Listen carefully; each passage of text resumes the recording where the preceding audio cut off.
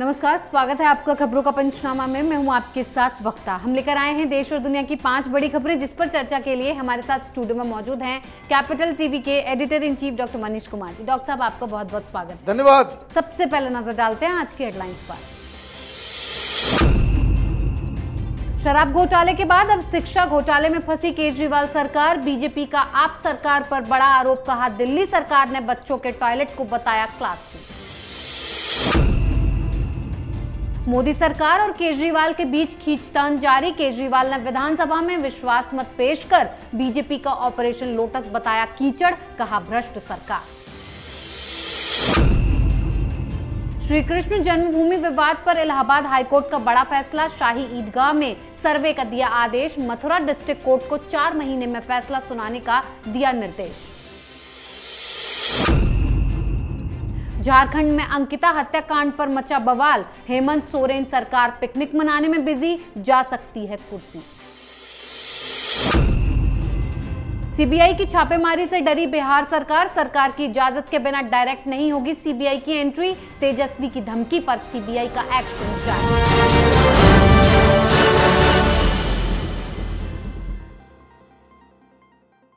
आज की सबसे पहली खबर बीजेपी और आप के बीच चल रहे घमासान पर। शराब घोटाले के बाद अब केजरीवाल सरकार का शिक्षा घोटाला गले की फांस बन गया है। बीजेपी ने दिल्ली सरकार पर प्रेस कॉन्फ्रेंस कर गंभीर आरोप लगाते हुए कहा कि दिल्ली में शिक्षा घोटाला हुआ है। केजरीवाल बच्चों के टॉयलेट को क्लासरूम बता रहे हैं और 500 नए सरकारी स्कूल बनाने के वादे पर सवाल दागे हैं। केजरीवाल का शिक्षा मॉडल फेल बताया और आपको पाप की सरकार तक कह दिया। ये सारा खुलासा बीजेपी ने सीवीसी रिपोर्ट के आधार पर किया है। डॉक्टर साहब, केजरीवाल जिस शिक्षा मॉडल की तारीफ करते थे उसे बीजेपी आज घोटाला बता रही है। देखिए, ये व्यक्ति राजनीति का नटवर लाल है। झूठ बोलने में इतना माहिर कि इसके सामने सच बोलने वाला भी कांप उठे। 2.5 साल पहले सीवीसी की रिपोर्ट आई कि जो स्कूल में आप क्लासरूम बनाने के नाम पे जो खर्च कर रहे हो वो ज़रूरत से ज़्यादा है जी। इसमें घोटाला हुआ है। इसमें बाकायदा शिकायत दर्ज करके गई। अब 2.5 साल से ये कट्टर ईमानदार मुख्यमंत्री कोई एक्शन नहीं ले रहा है। क्यों भाई? सीबीसी की रिपोर्ट आ गई, जांच का आदेश देना चाहिए था अगर कट्टर ईमानदार होते तो। लेकिन चूंकि मिल बांट के खा रहे हो तो अपने खिलाफ कोई जांच के आदेश थोड़ी देता है। सीवीसी क्या है? इस बेईमान मुख्यमंत्री से ये पूछा जाना चाहिए। बेईमान इसलिए मैं कह रहा हूं कि इस व्यक्ति ने लोकपाल के नाम पे आंदोलन किए थे। दुनिया की नजरों में सीवीसी क्या है? This is office of ombudsman, जो लोकपाल के पैरेलल माना जाता है सीवीसी को। उसकी एक रिपोर्ट आई, तुम बैठ गए उसके ऊपर, कोई कार्रवाई तुमने नहीं की। खैर, अब उसमें क्या क्या आरोप है? आरोप यह है कि तुमने जबरदस्ती अपने ही डिपार्टमेंट से कहा कि भाई चूंकि 500 का तुमने वादा किया था, नए स्कूल एक भी बना नहीं सके, तो अब उसने ये कहा कि भाई स्कूल में क्लासरूम को हम बनाएंगे। तो पीडब्ल्यूडी ने कहा कि 7100 समथिंग 7000 के आसपास कमरे का जो है इन्होंने ये सारा परियोजना किया, जिसमें वो भी शामिल था कि जो एग्जिस्टिंग स्कूल है उसके क्लासरूम को बेहतर करेंगे और कुछ नए क्लासरूम्स बनाएंगे। आपने इस तरह से 2400 क्लासरूम जो है आपने तैयार किए। लेकिन पैसा, भाई मॉडल का क्या मतलब? अच्छी शिक्षा में दूंगा, अच्छे स्कूल बनाऊंगा, तो इसके लिए आपको माल खाने की इजाजत तो नहीं दी जा सकती कि भाई मैं आपको फर्स्ट क्लास सरकारी रोड बना करके दूंगा लेकिन हमको 20% खाने दो। यह है कट्टर ईमानदार। और इसलिए दिमाग इनका हिला है अभी वो, क्योंकि गवर्नर, जो लेफ्टिनेंट गवर्नर है, उन्होंने चीफ सेक्रेटरी से ये पूछा है कि भाई इस पे क्या हुआ है। अब उसका रिपोर्ट आएगा और सीबीआई की एंट्री होगी। सारा मॉडल अपने आप जो है वो समझ में आ जाएगा कि ये क्या मॉडल था केजरीवाल का। भ्रष्टाचार का एक बहुत बड़ा अड्डा, क्योंकि जो कमरे 5-6 लाख रुपए में रेनोवेट हो सकते थे उसमें इस कट्टर केजरीवाल ने 33 से 35 लाख रुपए खर्च किए हैं।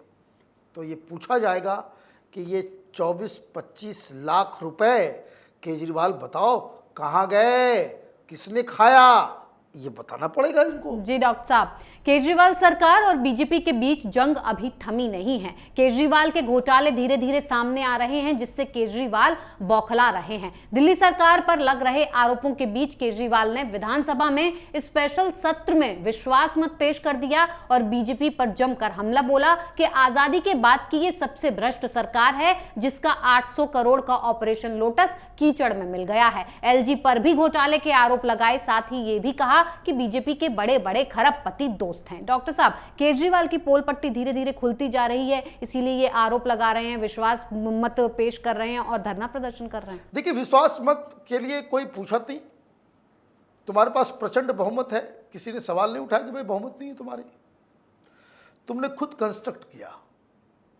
खुद मैंने कहा ये नटवर लाल है, इसको पकड़ना बड़ा मुश्किल है, पढ़े लिखे लोग फेल कर जाएंगे।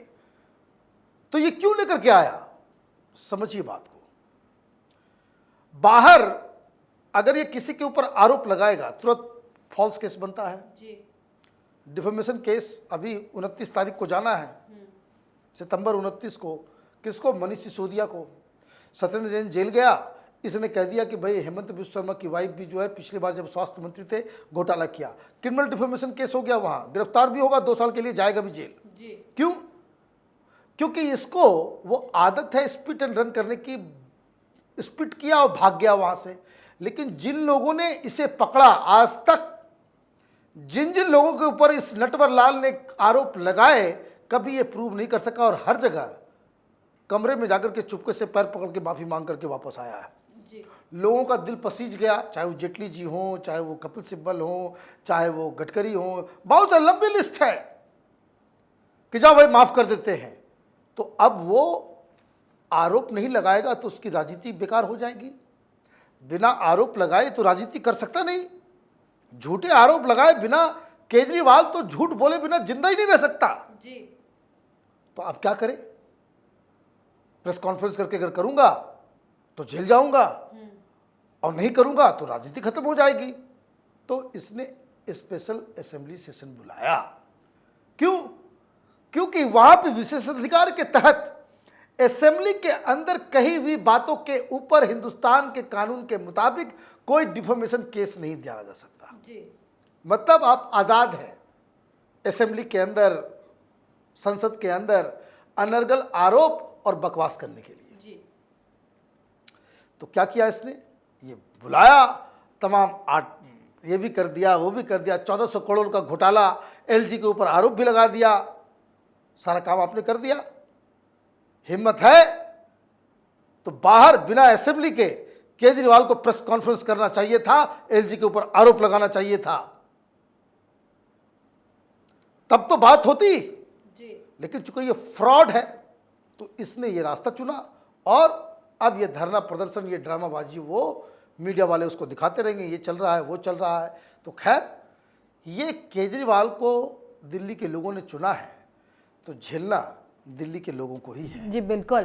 केजरीवाल का भ्रष्टाचार परत दर परत खुलता जा रहा है। तो वहीं श्री कृष्ण जन्मभूमि को लेकर चल रहे विवाद पर इलाहाबाद हाईकोर्ट ने बड़ा फैसला किया है। अब जिस तरह से काशी में ज्ञानवापी परिसर का सर्वे पूरी वीडियोग्राफी के साथ हुआ था, वहीं अब मथुरा के श्री कृष्ण जन्मभूमि में बनी शाही ईदगाह में होगा। पूरा सर्वेक्षण किया जाएगा और इस मामले को हाईकोर्ट ने मथुरा कोर्ट से सुनवाई 4 महीने में पूरी करने को कहा है। कलेक्टर को इसकी रिपोर्ट तैयार करने और कोर्ट में पेश करने के आदेश दिए गए हैं। डॉक्टर साहब, काशी के बाद अब मथुरा की बारी है, क्या होगा? अब जैसा काशी में हुआ वैसा मथुरा में होता दिख रहा है। देखिए भाई, वीडियोग्राफी होगा तो दूध का दूध पानी का पानी हो जाएगा। ये कांग्रेस पार्टी के सेक्युलरिज्म का पाप हिंदू समाज कब तक ढोएगा अपने सिर के ऊपर? आपने 1992 में क्या सोचा कि places of worship act special provision, इस तरह का कानून ला करके राम मंदिर के बाद फुल स्टॉप आप लगा देंगे? ये डेमोक्रेसी है ना। और अगर ये अड़चन, ये कानून आता है तो ये मोदी सरकार की जिम्मेदारी बन जाएगी कि आप उस कानून को उठा करके डस्टबिन में फेंकें, कोई नया कानून लेकर के आए। राज्यसभा लोकसभा में आप बहुमत में हैं, देश की जनता ने आपको इसलिए वोट नहीं दिया है कि हमारे भोलेनाथ के शिवलिंग को उसमें लोग वजू करें। इसके लिए वोट नहीं देता हिंदू समाज आपको, और ना ही इसलिए वोट देता है कि कृष्ण कन्हैया के जन्म स्थान के ऊपर वहां पर नमाज पढ़ी जाए। ये कोई छोटे मोटे मंदिर नहीं है, हिंदुओं की आस्था के प्रमुख केंद्र हैं। मुसलमानों के लिए जिस तरह से काबा है, जिस तरह से काबा पवित्र है, पूजनीय है, वैसे ही भगवान कृष्ण का जन्मस्थली हमारे लिए पूजनीय है। ज्योतिर्लिंग सारे हिंदुओं के लिए पूजनीय है। जो लोग ये ठेकेदारी लेकर के बैठे हुए हैं सेक्युलरिज्म का, और ये ठेका लेकर के बैठे हुए हैं कि देश में गंगा जमनी तहजीब जो है वो बर्बाद हो रहा है, उनको तो खुद ही आगे आकर के कहना चाहिए कि भाई ये सब ये इंपॉर्टेंट लिस्ट है, उसको हिंदुओं को सौंप देनी चाहिए, तब तो सेक्युलरिज्म भी रहे और ये भी रहे। लेकिन वोटों के चक्कर में कांग्रेस पार्टी ने 1992 में कानून लेकर के आ गई। अब ये विवाद चल रहा है। देश दुनिया उन वीडियोस, उन तस्वीरों के जरिए, जैसे ज्ञानवापी के अंदर साक्षात एक शिवलिंग मौजूद, वो एक मंदिर का परिसर है, उसी तरीके से ये भी सिद्ध हो जाएगा। इसके और ज्ञानवापी के इन तीनों जो महत्वपूर्ण विवादित जगह थे, उसमें तो सबसे कम या समझिए नगण्य के रूप में एविडेंसेस थे वो अयोध्या।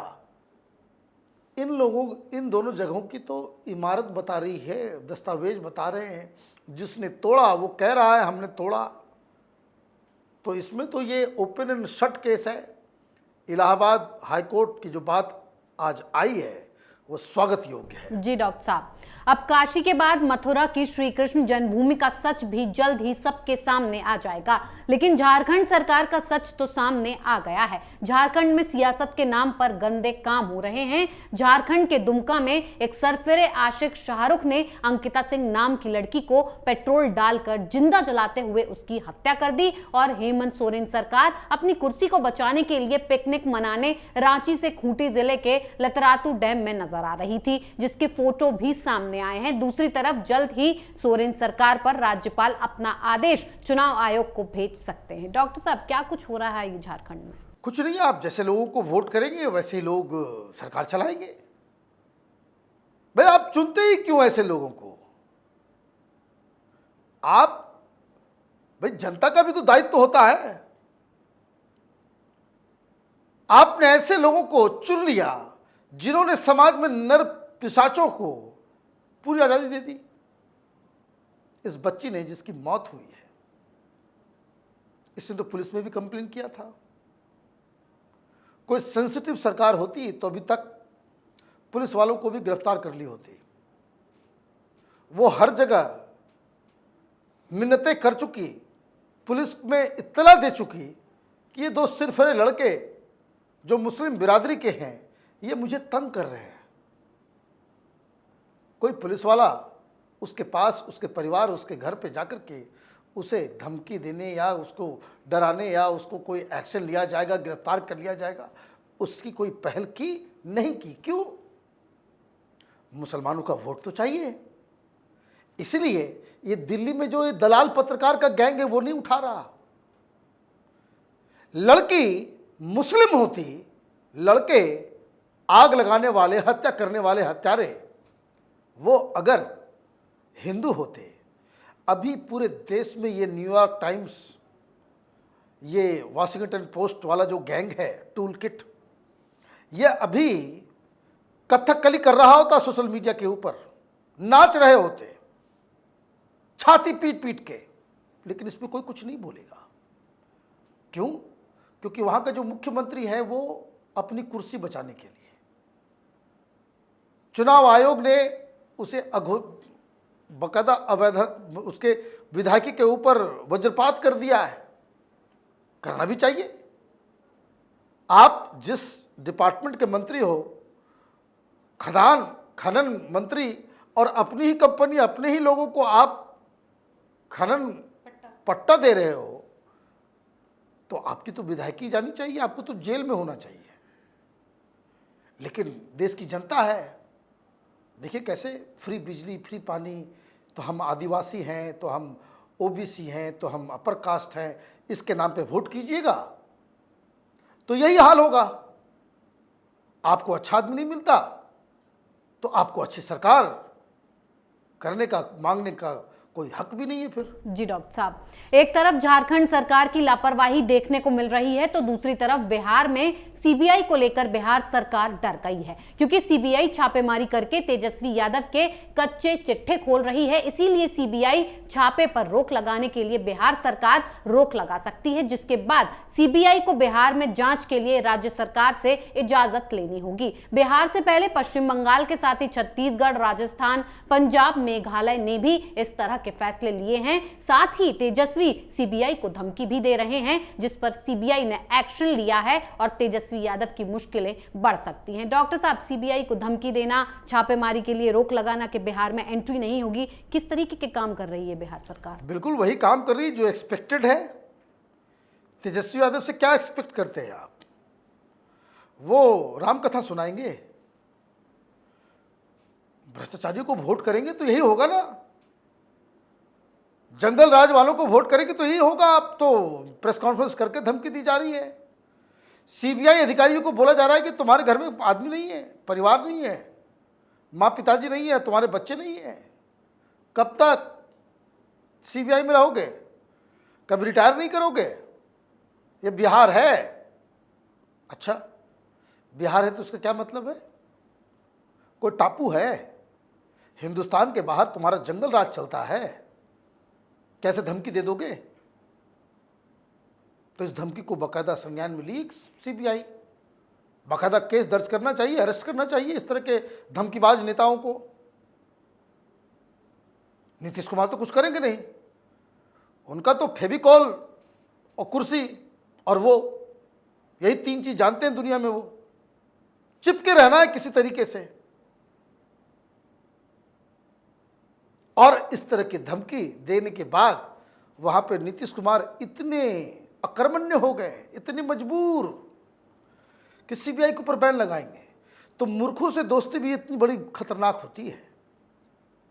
ये 10th पास लोगों को डिप्टी चीफ मिनिस्टर बनवाओगे, उसको सिर पर बिठाओगे तो यही होगा ही। ममता बनर्जी को फोन नहीं करके पूछा कि तुमने तो बैन कर दिया, कैसे सीबीआई घुस रही है वहां